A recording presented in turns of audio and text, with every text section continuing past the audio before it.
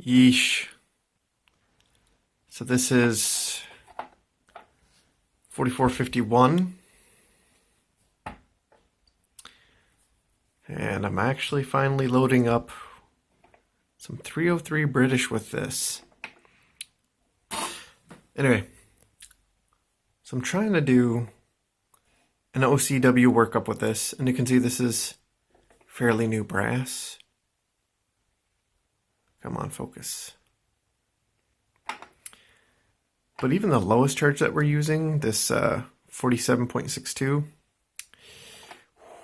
that's a compressed load. I don't like dealing with compressed loads. All the way up to 49.6. That's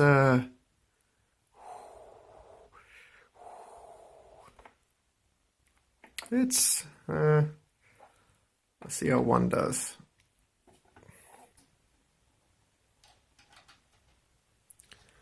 Let's see how one does.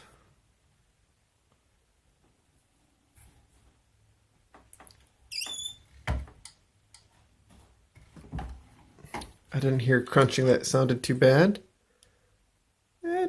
Ooh. That's nowhere near as bad as I've seen some of them. So just a very minor ring. Okay, let's see how the rest do. Okay, yeah, that didn't work out so bad. This is the maximum charge, the most compressed, and you can see there, 3.07, well, just shy of 5, more like a 7.45. But you know what? We're not going to split hairs. These are Sierra Match Kings. So they're the meat-plats, I think that's what you call the very tip, are not always the most uniform, so there's always some wibbly. Anyway, I'm going to finish loading these up, and I'm going to head out to the range, and then we'll see how these do. This is 4451 with my 303 British, and this is that first group. Second, third, fourth, then the fifth. So I just got back, and these are the primers, and this is the max load there. And you can see for 303 British, there we go, not so muddled. Oh, a tiny warrior awakens. Anyway, it's just my son. The primers look great, actually. I'm really surprised. I will say that on the highest charge, the bolt was a little stiff opening up. So I was a little bit worried about that. But really it was the middle charge that ended up being the best, most accurate. And actually, no. Yeah. It was the most accurate and had the same point of impact as this one, which was the least accurate. Which, that's confusing. And really for an optimum charge weight load, we're looking for 3 sets of charges that kind of line up. The number 1 Mark III is also kind of finicky. It has a little bit of a whippy barrel. We've seen this before, but I'm wondering if I might have to try loading in between these two. And then also, play with the seating depth.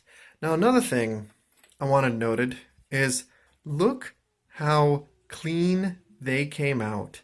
So 4451 in, come on, focus.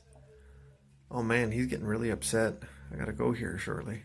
Anyway, and 7mm Rouser, 4451 was really, really dirty.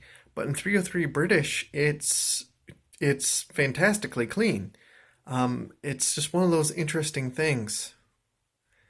Anyway, so I have to go. Okay, so kind of one last note.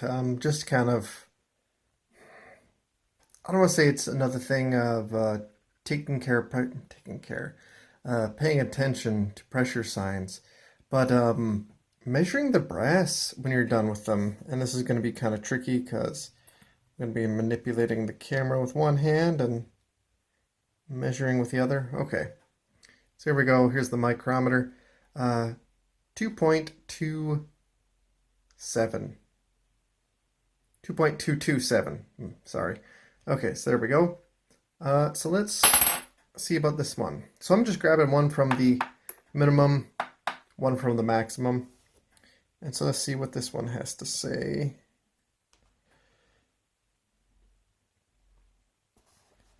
Okay. And yeah, look at that, 2.228. So 1,000th longer. Now, I have a feeling if I were to do that with every single one of these, I mean, there's always going to be variation. Some of these might be longer, some of these might be shorter.